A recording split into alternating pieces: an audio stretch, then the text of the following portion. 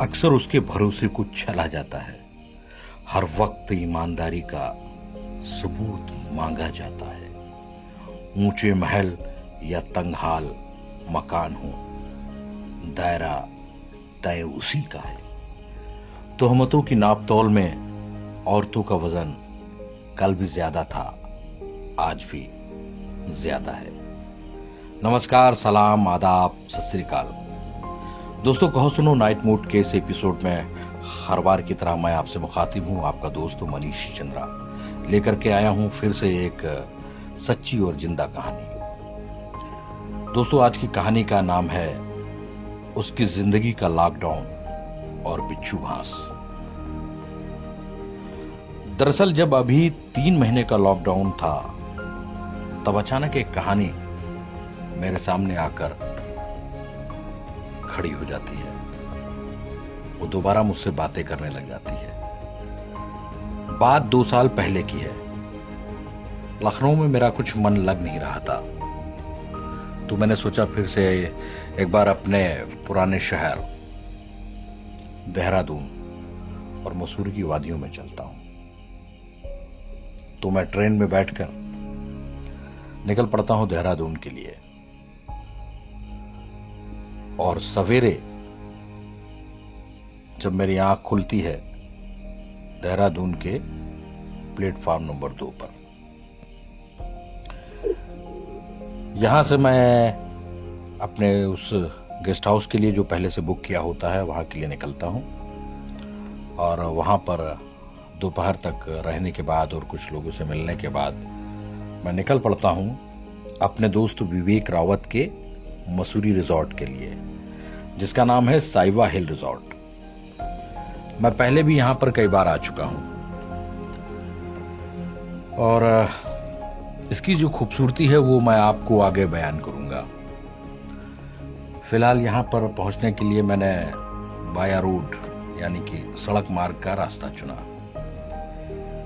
क्योंकि मेरे जैसा शख्स जो है वो बाय रोड ही जाना पसंद करता है, क्योंकि टैक्सी या कार या मोटर बाइक से जाना मुझे इसलिए अच्छा नहीं लगता है, क्योंकि मैं चाहता हूं कि मेरे जैसा सोलो ट्रैवलर जो है वो सार्वजनिक वाहन का प्रयोग करे। एक तो होता ये है कि आपकी जेब पर ज़्यादा भारी नहीं पड़ता है, दूसरा कि आप जब किसी ऐसी जगह पर जाते हैं तो वहाँ पर बहुत सी चीज़ें आपको सीखने को मिलती हैं, क्योंकि जो भी लोग आपके साथ में उस वक्त सफ़र कर रहे होते हैं तो उनकी बोलचाल, भाषा, पहनावा, बातचीत, जो उनसे आप इंटरेक्ट करते हैं, तारुफ करते हैं, तो उसमें भी कई चीज़ें निकल करके आती हैं। तो मैंने फिर रेलवे स्टेशन के बगल में ही जो बस स्टॉप है वहाँ से बस में मैं सवार हो गया और कंडक्टर साहब से मैंने मसूरी का टिकट लिया और अपनी सीट पर जाकर बैठ गया। और हाँ, चूंकि विवेक ने मुझे पहले ही बता दिया था कि मुझे हाथी पांव पर उतरना है पहले की तरह, क्योंकि वहाँ से रिसोर्ट का रास्ता आप बड़े आराम से आप वहाँ से पैदल पहुँच जाएंगे। अच्छा, ये बात इसलिए उसने मुझे पहले से बता दी क्योंकि अक्सर क्या होता है कि पहाड़ पर किसी कंपनी का नेटवर्क, सेलुलर कंपनी का नेटवर्क मिलता है या फिर किसी का नहीं मिलता है। तो अक्सर नेटवर्क की प्रॉब्लम ना हो, पता चला कि आप वहाँ पर खड़े रह जाएं और आपको रास्ता पता ना हो, तो आप किसी को फ़ोन अगर मिलाएंगे भी तो नहीं मिलेगा नेटवर्क के कारण, तो फिर ऐसे में काफ़ी परेशानी हो सकती है। उसने चूँकि मुझे बता दिया था इसलिए मुझे कोई दिक्कत नहीं हुई और मैंने कंडक्टर से बोल दिया कि भैया जब हाथी पाँव आ जाए तो मुझे उतार लेना। तो तकरीबन 30 किलोमीटर दूर मसूरी के लिए मैं बस से चल पड़ता हूँ। और फिर वही पहाड़ों की यात्रा जिसे आपने भी कई बार जिया होगा। टेढ़े मेढ़े, गोल गोल वो सारे रास्ते और बदन को छूने वाली ठंडी हवा, और इसके साथ ही वो गुनगुनाती हुई वो पुरानी भूली बिसरी यादें। न जाने क्या क्या आपको याद आता होगा। इधर उधर से गाड़ी का हॉर्न बजता है और उधर से तंग रास्ते से जो गुजरने वाली जो दूसरी गाड़ी होती है वो धीरे से, बड़ी आहिस्ता, बड़ी प्यार मोहब्बत के साथ, क्योंकि रास्ते तंग होते हैं, तो एक दूसरे को पास देते हुए गुजरती हैं। और रास्ते में तमाम बहुत सी चीज़ें आपको नज़र आती हैं। रास्ते में पड़ने वाले कई छोटे मोटे रेस्टोरेंट, प्यार मोहब्बत, दोस्त दोस्ती, कुछ हनीमून वाले कपल, मोटरसाइकिल और बाइक पर फर्राटा भरते लड़के लड़कियां। तो बस ये भी समझ लीजिए कि मैं भी किसी का चेहरा अपनी यादों में समेटकर बस के साथ गोल गोल घूम रहा था। तभी लगभग 1 घंटे बाद बस में ब्रेक लगता है। कंडक्टर साहब मुझे आवाज देकर पुकारते हैं, भैया जी आ जाओ। मैं बस से उतरकर उन्हें अपने अंदाज में उनका शुक्रिया अदा करता हूं और पैदल चल पड़ता हूं। चूंकि मैं यहाँ पहले भी आ चुका हूं इसलिए मुझे ज्यादा दिक्कत तो नहीं हुई। रास्ता मेरा जाना बुझा था और इसी बहाने पहाड़ पर पैदल चलने का सुख मुझे बेहद ताजगी और सुकून का एहसास दे रहा था। यूं तो रिसोर्ट यहाँ से तकरीबन 5 किलोमीटर दूर था। घुमावदार पहाड़ी रास्ते के आखिरी छोर पर एक पहाड़ी पर वो यहीं से नजर आ रहा था। मैं धीरे धीरे आगे बढ़ रहा था। शाम के तकरीबन 5 बज रहे थे। सूरज लगभग डूबने वाला था और यहां से देहरादून काफी नीचे था, इसलिए सामने कई पहाड़ियां नीचे खूबसूरत हरियाली के साथ नजर आ रही थी। मैं पैदल चलता चला जा रहा था। कुछ दूर आगे जाने के बाद मुझे थोड़ा सा अफसोस और गुस्सा सा आने लगा, क्योंकि मेरे सामने इतने खुशनुमा और वीराने में ढेर सारा प्लास्टिक, कचरा, पॉलीथीन, नमकीन, बिस्कुट, बोतलें और पता नहीं उसकी कौन कौन से ऐसे प्लास्टिक के रैपर जो इधर उधर बिखरे नजर आ रहे थे। यकीनन ये मेरे और आप जैसे इंसानों ने ही यहाँ पर ये कचरे का सारा कारनामा किया होगा। इन सबको देखकर अच्छा नहीं लग रहा था। खैर, मैं आगे बढ़ जाता हूँ। आगे एक पहाड़ से पानी जो है वो बहकर नीचे की ओर आ रहा था, गिर रहा था। उसे आप झरना तो नहीं कह सकते हैं, लेकिन हाँ, वो पानी की एक धार जो है वो नीचे की तरफ पहाड़ से ऊपर से आ रही थी। और मैंने सुना था कि ये पानी पहाड़ों के ऊपर किसी स्रोत से बहता है, लिहाजा ये साफ सुथरा होता है और इसलिए मैंने पेट भर के पानी पिया। कुछ कदम आगे जाने के बाद मैं थोड़ी सी थकान महसूस करता हूं, तो थोड़ा सा बैठकर सुस्ताता हूं और लगभग 15 मिनट बाद फिर थके कदमों से आगे बढ़ता हूं। थोड़ा चलने के बाद मैं सड़क के किनारे ये एक झाड़ी से किसी पौधे की पत्ती तोड़ता हूं। इस पौधे की पत्ती को मैंने जैसे ही छुआ, उंगली में तेज करंट और जलन मेरे पूरे बदन में दौड़ जाती है। मैं डरकर देखने लगता हूं कि शायद किसी जंगली कीट पतंगे, सांप वगैरह ने तो मुझे नहीं काट लिया है, लेकिन ऐसा कुछ नहीं मुझे वहां पर मिलता है। आगे पीछे सुनसान रास्ते पर कोई नहीं था। अब इन पहाड़ों की खामोशी, चूंकि मुझे इतनी तेज जलन और दर्द हो रहा था, तो ये इसकी जो पूरी वीरानी थी पहाड़ों की, मुझमें खौफ और दहशत भरने लग जाती है। और चूंकि सूरज डूब रहा था, अंधेरा हो रहा था, तो ये हसीन मंजर मुझे अब जानलेवा लगने लग गया। और फोन का नेटवर्क भी यहां पर काम नहीं कर रहा था। क्या करूं क्या ना करूं, मन ही मन बहुत डर लग रहा था। मुझे लगा कि अब मैं बचूंगा नहीं। मैंने सोचा कि जिस उंगली में किसी कीड़े ने काटा है, उस पर अगर कुछ मिल जाता तो मैं यहां पर लगा लेता, लेकिन यहां जंगल में क्या मिलेगा। बहुत ही घबरा रहा था। मैं उधर उधर पहाड़ों पर कुछ ढूंढने लग जाता हूं। तभी कुछ दूर जाकर मुझे वही एक शराब की बोतल, जिसमें हुस्की की 4-5 बूंदें मुझे नजर आती हैं कि उसके अंदर कुछ है, तो मैं बहुत ही जल्दी उसको अपनी उंगली पर डाल लेता हूं। और जैसे मैंने डाला नहीं, तो जलन खत्म होने की बजाय बहुत तेज बढ़ जाती है और तेज मुझमें करंट दौड़ जाता है। मतलब उस उंगली से होता हुआ करंट पूरे मेरे बदन में ऐसा लग रहा था कि चल गया है, उंगली कट गई। मैं बता नहीं सकता हूं कि वो कैसा दर्द होता है।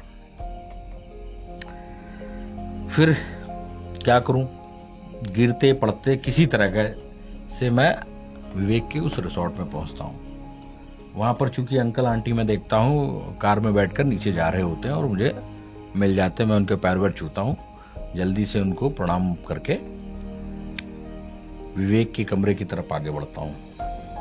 तो वहाँ पर मुझे विवेक मिलता है और मैं उसे अपना ये हाल बताता हूँ कि देखो भैया ऐसा कुछ हो गया, मुझे किसी चीज़ ने काट लिया है। तो विवेक ने कहा कि भैया ये डरो मत, ये कुछ नहीं है, 2-3 घंटे में ठीक हो जाएगा, और आपने अनजाने में बिच्छू घास को छू लिया है। मैंने चौंक कर पूछा कि क्या कोई पौधा या घास इतना घातक हो सकता है, और उसका नाम बिच्छू घास होता है क्या? इतनी घातक और आक्रमणकारी दंश वाली हो सकती है कोई भी ऐसी पहाड़ी जड़ी बूटी या पौधा?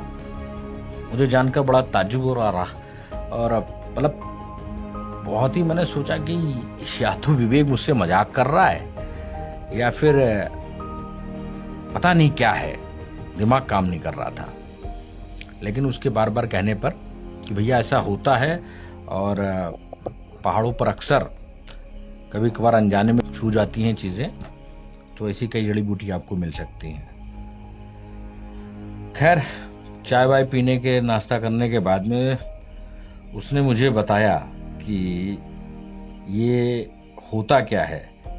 उसने कहा कि कई बार क्या होता है कि हमारे यहाँ पहाड़ों पर जो बच्चे शैतानी करते हैं ना, तो उनको उनके मम्मी पापा जब डराते हैं तो यही जो घास होती है वो मार देते हैं, और वो उनको कुछ देर उस पर जलन मचती है तो फिर वो शैतानी करना छोड़ देते हैं। तो मुझे कुछ राहत मिली कि कार्य ठीक ही कह रहा होगा, और मुझे कुछ विश्वास हुआ, तो मेरा दर्द धीरे धीरे जाता रहा। इसके बाद मैं उस कॉटेज की टेरिस पर जाकर थोड़ी देर बैठ जाता हूं। तो वहां से देखता हूं कि देहरादून नीचे की तरफ अद्भुत लाइटिंग से नहा रहा था। वाह, यहां पर ऐसी मनोरम दिवाली हर रोज देखने को मिलती है। तो दूसरी तरफ ऊपर की तरफ देखने पर मसूरी भी दुल्हन की तरह जगमगाती रहती है। शायद मैं इसी नजारे के लिए यहां पर बार बार आता हूं। अपनी 2 दिन की इस यात्रा को समेटकर मैं वापस लखनऊ आ जाता हूं। अच्छा, ये पूरी कथा आपको सुनानी इसलिए जरूरी है कि अभी जब लॉकडाउन चल रहा था तो हिमाचल में रहने वाली मेरी दोस्त अंजलि ठाकुर, उसका फोन आया। हाय अंजलि, कैसे हो? और अच्छा हुआ तुमने कॉल कर लिया, मैं तुम्हें याद ही कर रहा था। और बताओ, तुम्हारे लॉकडाउन कैसा चल रहा है? हाँ, बस ठीक है। पूरे देश में जैसा चल रहा है वैसे यहाँ भी चल रहा है। अब क्या करें, सावधानी तो बरतनी ही पड़ेगी। बीमारी भी इतनी बड़ी है। बस घर में बैठे बैठे बोर हो रहे हैं, इसलिए सोचा कि चलो तुमसे बात कर ली जाए। बहुत दिन हुए बात नहीं हुई थी। बताओ, तुम क्या कर रहे हो? हाँ, बस मैं भी कुछ खास नहीं कर रहा हूँ, लेकिन सोच रहा हूँ कि इस वक्त को कैसे बेहतर तरीके से इसका यूज किया जाए, कुछ क्रिएटिव हो जाए। लेकिन कुछ समझ में नहीं आ रहा हूँ कि कैसे करूँ, क्योंकि वक्त बहुत है हम लोगों के पास में, और लगता है कि ये लॉकडाउन अभी और चलेगा। हाँ, एक बात तुमसे पूछनी थी, मुझे याद आ रहा था कि मैं तुमको कॉल करूं, लेकिन चलो अच्छा हुआ आपने आज मुझसे बात कर ली। तो मुझे एक बात पूछनी थी, बहुत दिनों से सोच रहा था आज पूछूं कल पूछूं। ऐसा है कि मैं कुछ दिनों पहले अपनी वही पहाड़ की यात्रा, तुम तो जानती हो ना कि मैं देहरादून और मसूरी अक्सर निकल जाता हूँ, तो वहां पर तुम्हारी एक घास थी। अब इसको मैं तुम्हारी कर रहा हूँ इसलिए कि वो उस घास ने मुझे काट लिया था। बिच्छू घास कहते हैं, क्या वो तुम्हारे यहाँ होती है क्या? हाँ, हमारे यहाँ भी होती है। इसे कंडाली कहते हैं, और कई जगह अलग अलग नामों से पुकारते हैं। इसकी मेडिसिनल वैल्यू बहुत है। ये पालक की तरह बनाकर इसकी सब्जी खाई जाती है। जानवरों को भी चारे के रूप में देते हैं, और इससे जूट से कई तरह का सामान बनाया जाता है। जो इसका जूट होता है ना, उससे। इसकी पत्तियों में फार्मिक एसिड होता है, और जिससे इसकी पत्तियों को छूने पर जलन और दर्द पैदा हो जाता है। शराबबंदी के लिए शराबियों को पहाड़ों पर इसी से औरतें पीटती हुए नजर आती हैं। और हाँ, एक बच्चा मुझे बहुत याद आता है, बिच्छू घास के दर्द से परेशान होकर जब कभी वो मेरे पास रोते हुए आता था और कहता था कि क्यों, क्या हुआ उस बच्चे को? वो ठीक तो है ना? और तुम इतना उदास होकर क्यों बोल रही हो? क्या कोई बात है? मतलब उस बच्चे के साथ कोई हादसा या कुछ और? क्योंकि मैंने तुम्हारी आवाज में इतनी उदासी, कुछ बेचैनी सी कभी नहीं देखी है। बहुत सा दर्द यूं लग रहा है। क्या बात है, बताओ ना।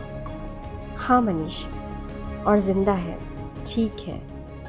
पता है तुम्हें, जब कभी मैं घर जाती हूँ तो मुझे कई कबार मिल जाता है और कहता है कि प्रणाम प्रणाम मौसी। उसके प्रणाम कहने का जो लहजा है ना, उसको मैं कभी नहीं भूल पाती हूँ। वो बहुत प्यारा बच्चा है, अब तो बहुत बड़ा हो गया है। सचमुच उस पर हम सबको बहुत नाज है। इस वक्त वो क्या कर रहा है? बस इतना जान लो कि वो इस वक्त देश की सबसे सर्वोच्च सेवा में काम करके अपनी भूमिका अदा कर रहा है। खैर ये बताओ, ये बात छोड़ो, कोई और बात करते हैं। और तुम कुछ सुनाओ। मुझे लगता है कि तुम इस बच्चे को लेकर काफी संजीदा हो और कोई बात है जो तुम्हारे मन में कहीं ना कहीं तुमको कचोट रही है। तुम कुछ बताना भी चाहती हो और शायद नहीं भी। प्लीज बताओ ना, क्या हुआ? मैं सुनना चाहता हूं। आखिर क्या बात है भाई? बात ये है कि वो बिन माँ का बच्चा है। उसे हमारा पूरा गांव बहुत प्यार करता है। वो भी हम सबका बहुत आदर करता है। क्या हुआ उसकी माँ को? वो कहाँ है? वो भी अपनी माँ को बहुत याद करता होगा। इसका मतलब है कि उसको केवल उसके पिता ने अकेले ही पाला है ना? नहीं, उसको सभी गांव वालों ने मिलकर पाला है। काश उसके पिता का किसी को पता चला होता, उसके बारे में किसी को पता चल गया होता तो। दरअसल न जाने कब किन परिस्थितियों में ये बिन ब्याहे बच्चे की माँ बन गई, किसी को कुछ नहीं पता। ये रात में हुआ था और उसने इसे अपने माता पिता के यहाँ छोड़ दिया। मनीष, ये लॉकडाउन तो ख़त्म हो जाएगा, लेकिन औरतों की ज़िंदगी का लॉकडाउन न जाने कब ख़त्म होगा। न जाने कितनी बार जाने अनजाने बिच्छू घास का दंश औरतों को हमेशा अकेले पाकर डसने पर आमादा है।